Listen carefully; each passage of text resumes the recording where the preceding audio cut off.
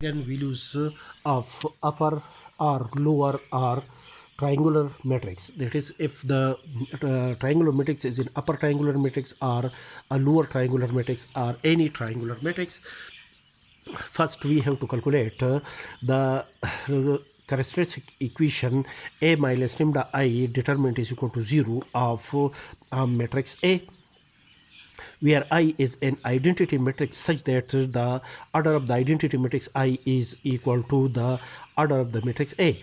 Therefore, the characteristic equation of matrix A is A minus lambda I determinant is equal to 0, and A minus lambda I matrix is calculated that when we multiply the identity matrix by a scalar lambda and subtract that resultant matrix from the matrix A is discussed in our previous lecture. This procedure is discussed in lecture number 119.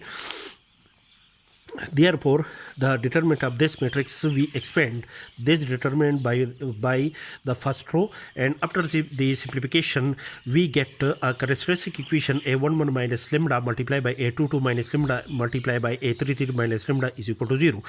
Solve this characteristic equation for an eigenvalue lambda.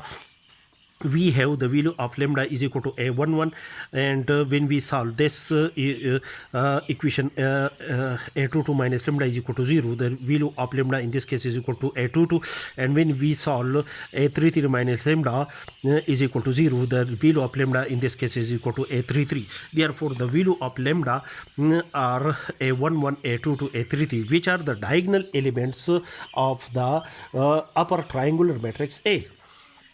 Thus, we conclude that the eigenvalues of any triangular matrix is the diagonal elements of the triangular matrix.